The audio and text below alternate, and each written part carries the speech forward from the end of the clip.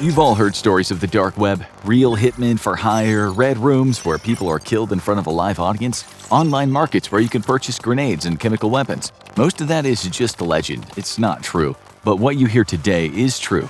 Russia and Ukraine hackers right now are duking it out in the darkest part of the internet. Before discussing this underground war, let's explain some things. The dark web, as some of you know, is that tiny bit of web where people sometimes go because they don't want to be found. The dark web is a small part of the deep web. The deep web makes up around 96 to 99% of the internet. Your Gmail account is on the deep web. It's not indexed, so people can't search for it. Public websites are indexed, and that's why you can search for them. They're in the clear web, and this part of the internet is pretty small in comparison to the deep web. No one really knows how much of the deep web the dark web takes up, but people have hazarded a guess at 5%. Now, you can go to the dark web if you want something different. To do that, you can download the Tor network. It's simple. Once you've done that, you won't see domains ending in .com but in .onion. This refers to the anonymity you get on the dark web, which is layered, like onions are. In short, on the usual web, your IP address is not hidden when it searches for things. On the Tor network, your data is anonymized. As one person explained, Tor bounces your traffic through 3 random nodes one after another, and every time the traffic bounces through a node, it gets encrypted. So, you can't be found. This is why the U.S. Department of Defense created Tor in the 1990s. It was useful for people who didn't want to be seen, such as spies. It might also help activists or journalists who could be imprisoned or even executed for saying certain things online. Or even countries to fight each other, like how Russia is using it against Ukraine. We'll tell you how, but first we need to tell you about how you can stay safe there, which is why I'm excited to partner with today's sponsor, Aura. Aura is the easy-to-use app that includes everything you need to stay safe online. It protects you from scammers and hackers by scanning the dark web, looking for your emails, passwords, and even social security numbers, alerting you right away if it finds anything, and automatically requesting removal of your info. Not only will your information be safe, it'll reduce robocalls too. With Aura, all your devices will be protected from viruses, malware, and spyware, and you'll get near real-time alerts on suspicious credit inquiries, while their VPN allows you to stay anonymous online by keeping your browsing history and personal information safe and encrypted. There's even a password manager that lets you store and access your online passwords securely and conveniently. Aura even helps you manage what your kids do online. You can restrict specific apps, set screen time limits, and set focus times to ensure your child is doing their homework instead of binging YouTube. Well, maybe one infographic show video would be okay. You may already have an app that does one of these things, but with Aura, you don't have to download and pay for 7 separate apps. So let Aura do the hard work of keeping you safe online. If you sign up right now with my link in the description or scan the QR code, Aura will give you a 2-week free trial. Try it, and you'll be shocked at how much of your private information Aura finds exposed. Go to aura.com/infographics to start your free trial. Don't think the dark web is all about crime. Some people go there just to access Facebook or the BBC. One time, the New York Times created a safe place on the dark web where whistleblowers could report government corruption and corporate malfeasance. Many Americans, Brits, Germans, and Dutch people are also buying their drugs on the dark web. Some are buying or selling credit card information, some are interested in counterfeit items or even guns, and sometimes they deal in a kind of pornography you might not find on the clear web. But today we're going to focus on one particular activity on the dark web where it seems Russians and Ukrainians excel. You might have already heard about the Russian hackers using the dark web.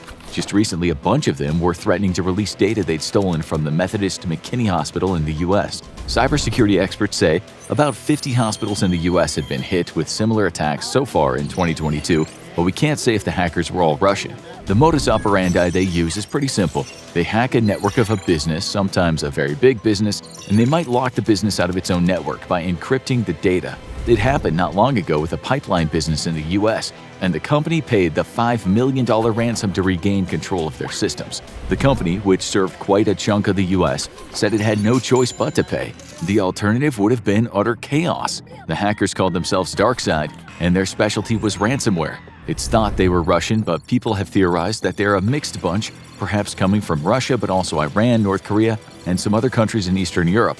If that's true, it's a major concern for the U.S., and that's why President Joe Biden just signed an executive order to bolster U.S. cyber defenses.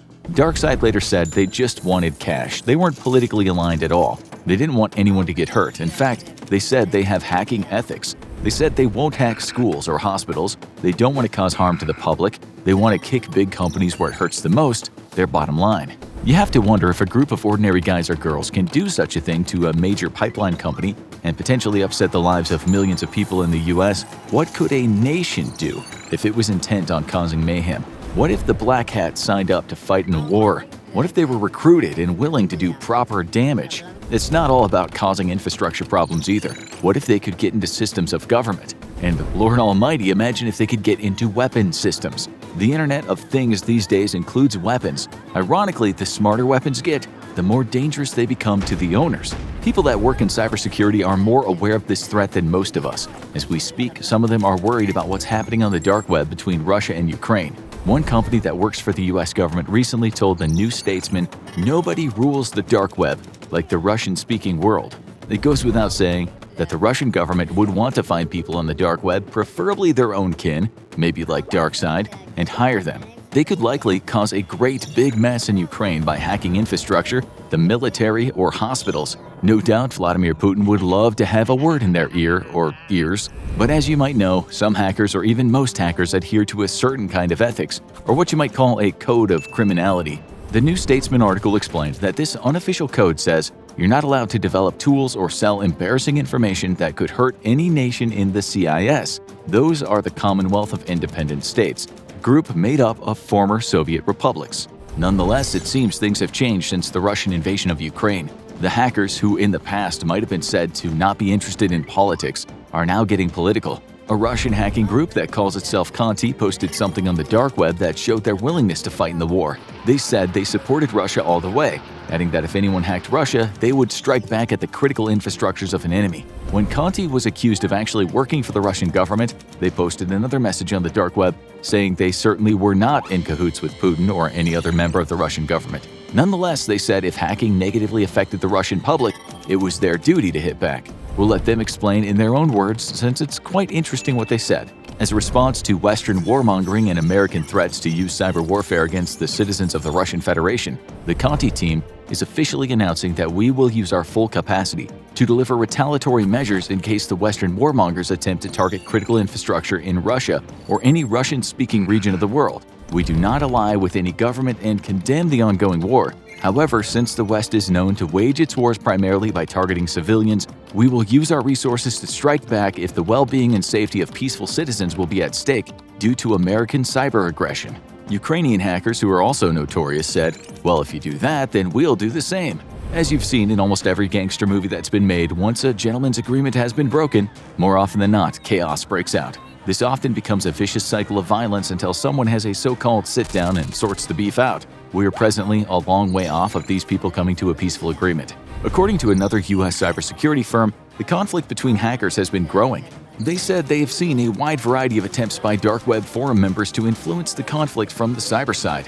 This is one reason why both Ukraine and Russia have put together crack teams of security experts to keep an eye on the dark web. They're rightly worried about what these hackers could do as they don't have any control over them, or at least we don't think they do.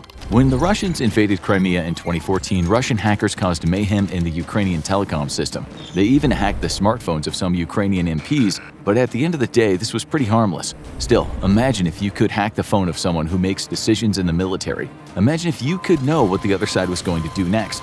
This would be as good as taking over pipeline systems. Pipelines are still important, as you know from the Nord Stream 2 pipeline that recently got blown up.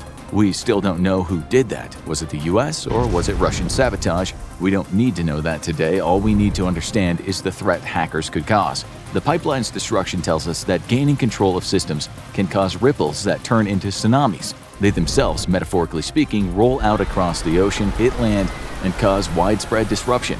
Right now, it seems the hackers of the world are favoring Ukraine since it was Russia that drew the first blood in terms of the war. The hacking group, known as Anonymous, said not too long ago that it was officially in cyber war against the Russian government. They hacked a live TV broadcast in Russia earlier this year and put up the message, "Ordinary Russians are against the war." But the Russians are no pushovers when it comes to hacking. They might even be top dogs, as we've seen in the ransomware attacks, and now it seems some of them have formed a hacking alliance. Some of the groups, all familiar with each other through the dark web, have agreed to fight for their nation.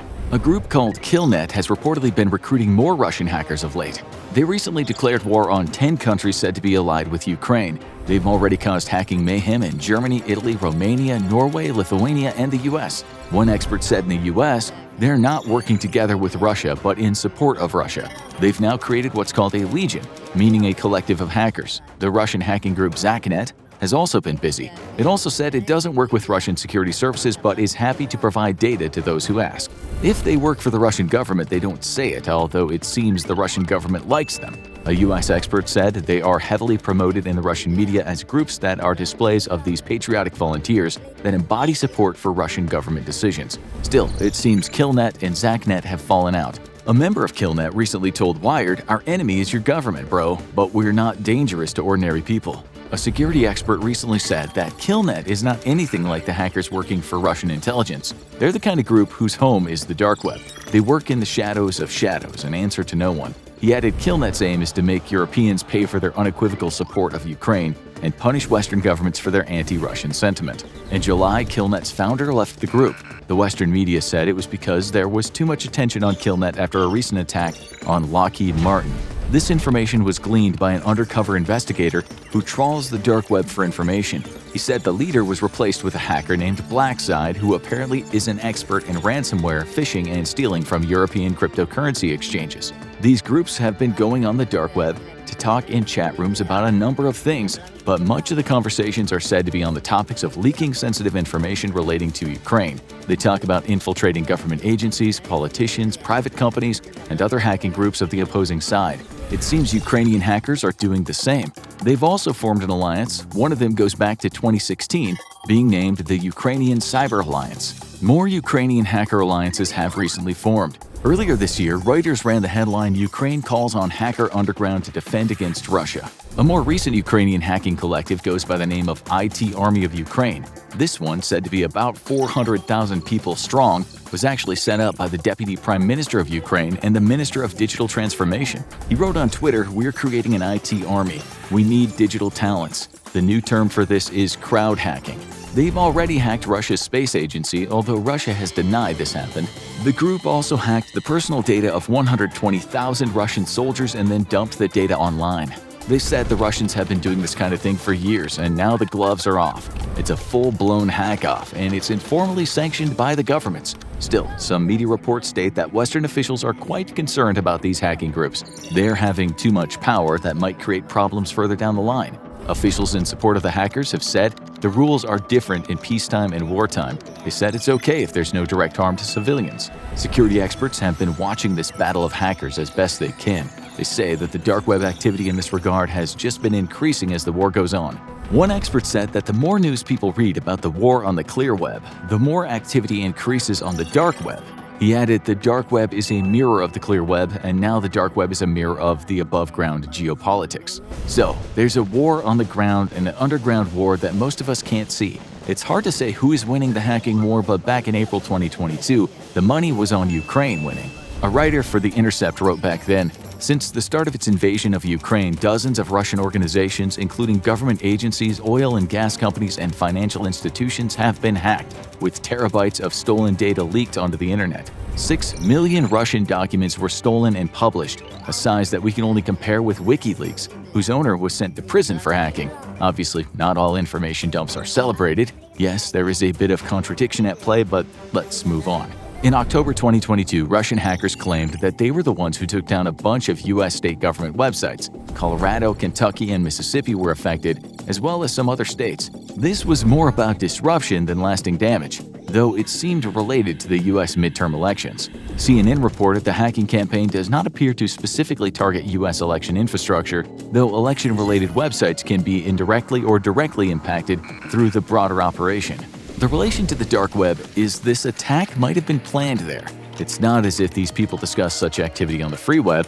As for the infographics show creative team that's been covering the dark web, their every keystroke is probably being watched by the FBI and a bunch of Russian and Ukrainian hackers. Just kidding.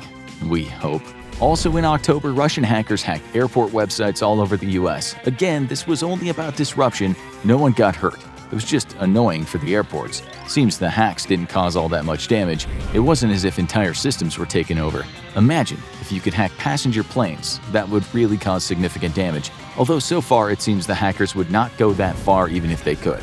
Still, one group commenting on the airport hack wrote online, "Whoever participated in the liquidation of the United States of America, do not stop. Now you need to see how hitmen work on the dark web and why dark web hitman turned on his own. Or have a look at crazy things actually sold on the dark web."